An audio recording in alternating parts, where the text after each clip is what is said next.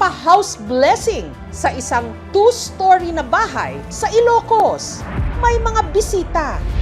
Meron pang pa-catering.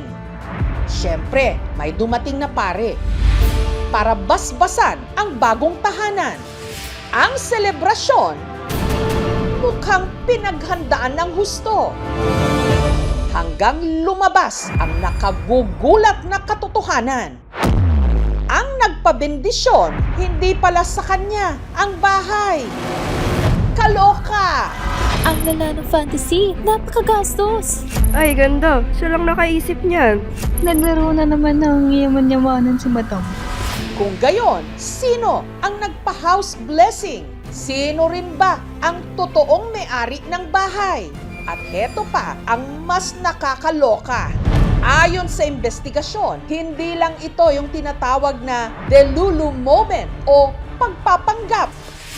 Posible raw na bahagi ito ng isang modus. Ang kontrobersyal na bahay nakatayo sa bayan ng San Nicolas sa Ilocos Norte. Merong 4 na kwarto, maaliwalas na sala at malawak na dining at kitchen area. Mula sa balkonahe, tanaw ang pool at 2 villa. At ang maswerte at lubos na nagagalak na nagpatayo ng bonggang bahay na ito, walang iba kundi ang negosyanteng si Lucky Joy. Ang laman po nito is yung mismong certificate of title.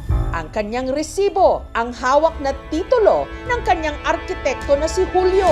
Ang nakapangalan talaga is Lucky Joy Dumlao, married to Gary Dumlao. So ito talaga nagpapatunay.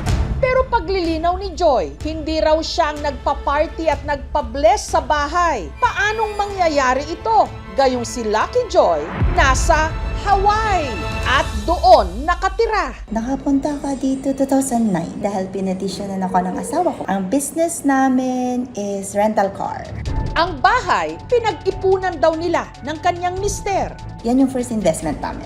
Natapos yung bahay December of 2023. Nagpa-housewarming kami April 2024. Pero dahil minsan lang naman sila umuuwi ng Pilipinas, pinarentahan nila ito. At ang isa sa mga naging kliyente nila, ang nagpakilalang Pilipinong doktor daw sa Canada na itago natin sa pangalang Marie. Nagrenta siya sa akin, kung hindi ako magkakamali, 2023. Ang papakilala na sa akin noon is surgeon siya. Hindi ko ini-expect na we're gonna be close or anything. Maayos naman daw ang kanilang unang transaksyon. Katunayan, nitong Disyembre, nirentahan pa raw ulit ni Marie ang bahay. Tinawagan niya ako, ate, pwede ba ako magrenta sa'yo directly? Sabi ko, okay lang naman. December till January siya nagrenta sa akin. Kalaunan, nagpahiwatig na raw si Marie na hindi na lang niya gustong rentahan ang bahay. Gusto na rin niya ito bilhin. Pero kung we're at the same price, at the right price yung price natin, why not? Sabi ko kay 20 million. What about we do it 19 million? Sabi niya. Okay, sabi ko. Uuwi na lang kami and then isasama ko na yung pagdadraft ng deed of sale. Pero hindi naman daw agad ito nakapagbayad. Sabi niya, naka-freeze yung account nila. Kaya sabi ni Arky, ngayon, hintayin ko yung cheque mo, ma'am, sabi sa akin ni Arky. At kahit hindi pa raw tuluyang na ililipat sa pangalan ni Marie ang bahay, aba, pinarenovate niya na ito kay Julio. Magsesend ako ng 1.5 million pesos sa'yo, architect. Pinakita pa nga sa akin yung itsura ng cheque. Yan ang gagamitin ko pagdating ko dyan sa Pilipinas. Napaniwala niya ako. Ang perang inilaan daw ni Marie sa renovation, 1.5 million pesos. At kahit hindi pa raw natatanggap ni Julio ang bayad, sinimulan na niyang gawin ang mga pinapaayos ni Marie. Yan yung sinabi kasi ng may-ari na susundin lahat yung sasabihin yung mismong bibili at saka magrerenta dahil sila nag-usap. Gusto niyang itaas ito, bakod at saka lagyan ng tapal ito lahat-lahat. Yung mga water lines nito, saka yung dynamo, pressure tank, pinalitan namin lahat yan. Gumastos kami ng almost 180,000 pesos. Inabunuhan ko talaga. At nung natapos daw ang renovation nitong May 18, kahit wala pa namang bayad, si Marie nagpa-house blessing na nga. At ang kinuha niyang caterer, mga kaibigan din ni Lucky Joy. Nakisuyo kasi yung best friend po namin na si Lucky Joy na tulungan namin po si kasi magpapa-dinner po sa bahay nila. Sinabi niya sa akin na mag-order ka ng pang 75 person, pero pinadagdag niya ng 100 person worth 42,000. Kabilang sa mga dumalo, mga tauhan ni Lucky Joy. Kasama na ang house maintenance ng bahay mismo na sina Rex. Pumunta ako naglinis. Sinabi na punta kayo sa hapon mag-blessing. At ang caretaker na si Julie. Idi nagpa-blessing ngamin, gaputa daak dito. Idi nag-live nakita da, impa-ikat na. Pero ang may-ari pa rin ng bahay na si Lucky Joy, nagulat na lang sa kanyang nabalitaan. Bakit may picture sila dyan? Hindi pa nila bahay yan ah. Bahay ko pa rin yan. Pumunta ka ngayon, sabihin mo, tanggalin lahat ng picture at lumayas na, sabi ko. Sa puntong yon, tinawagan na raw niya si Marie. Nagmamakaawa na ate, pwede bang pasensya ka na ate, hindi ko alam. Disrespectful na yan, sabi ko. 1 o'clock in the afternoon, umalis na sila. Pero hindi pa pala doon natatapos ang kwento. Nagsisimula pa lang. Dahil matapos mag-viral ang ginawa ni Marie na pagpapa-house blessing sa bahay na hindi pa naman sa kanya, isa-isa nang naglutangan ang iba pa niya di umanong mga naagrabyado. Kabilang na ang mga nag-cater sa pa-house blessing niya na sina Donna at Mia. Nakalagay sa remittance worth 42,000. Pumunta po si Donna para pick upin yung pera. Pero nung kukunin niya po sa remittance po ay wala pa raw dumating po na confirmation. Nagpabalik-balik ako ng 3 beses. Hindi ko naman makukuha kasi invalid yung pera mo. Sabi niya sa akin, kung hindi dahil sa'yo, hindi naman ako mag-o-order. Tulungan mo ako. Ang kapatid ko yung nagbayad dun sa catering.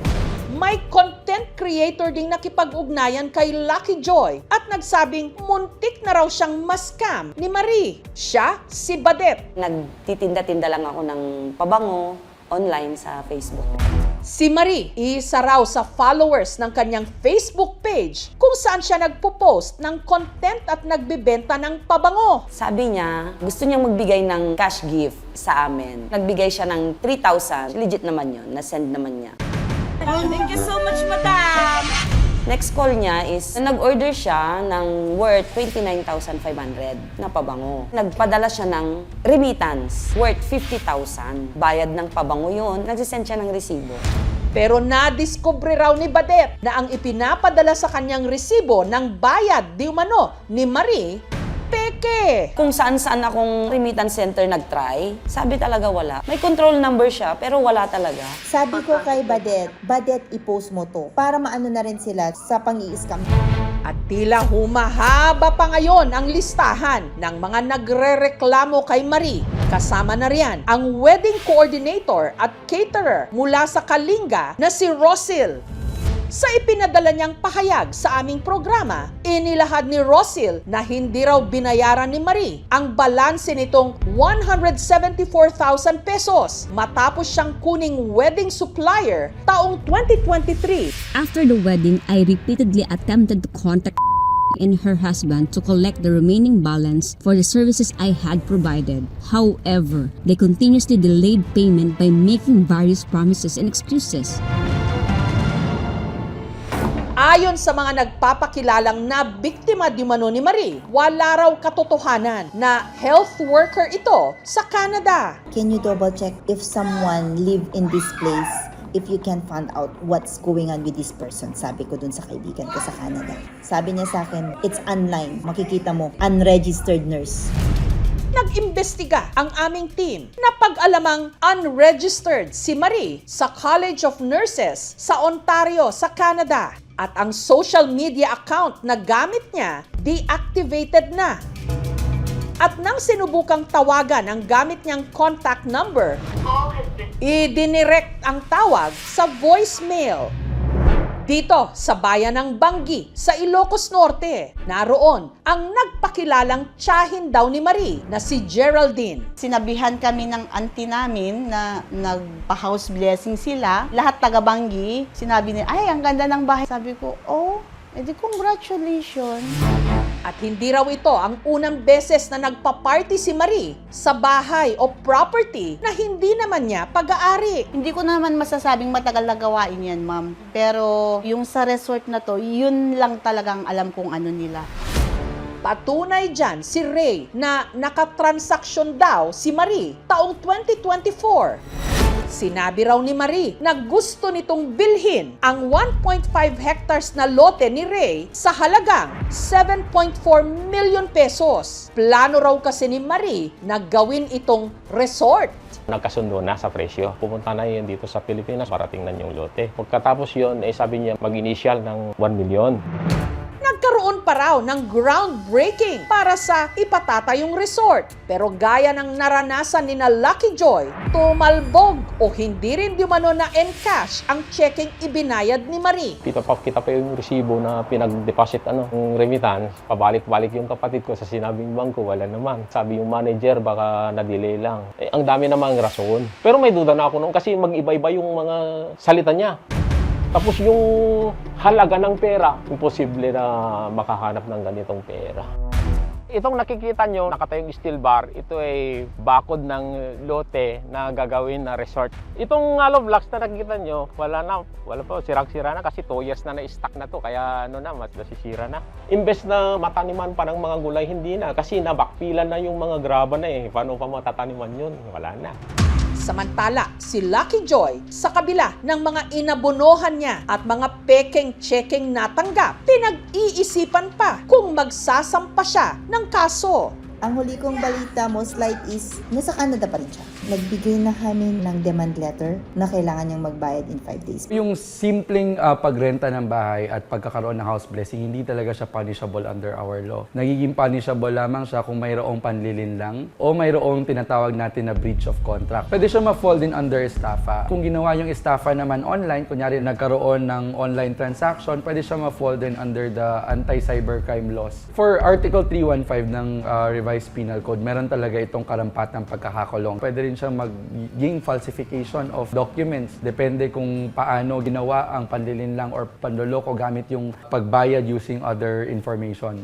Ang red flags na dapat nating bantayan ay siguro yung sinisigaw yung yaman. Tawag natin yata doon ay loud flexing. Dahil ang tunay naman na mayaman ay hindi sinisigaw yung yaman nila. Siguro yung mga inconsistencies na dati naman parang wala, tapos biglang nagkayaman na parang may gap kung paano sila yumaman. Or kung meron silang mga anggulo na it's too good to be true. Maraming reasons para magpanggap na mayaman. Baka mababa yung self-esteem nila. Yung iba naman type lang nila manginggit. Yung iba naman ay narcissistic. So gusto nila yung attention. Ang purpose nun ay madagdagan yung credibility nila para maniwala ang tao sa kanila. Gagamitin nila na mag-scam. May konti pa akong awa sa'yo. Konti pa.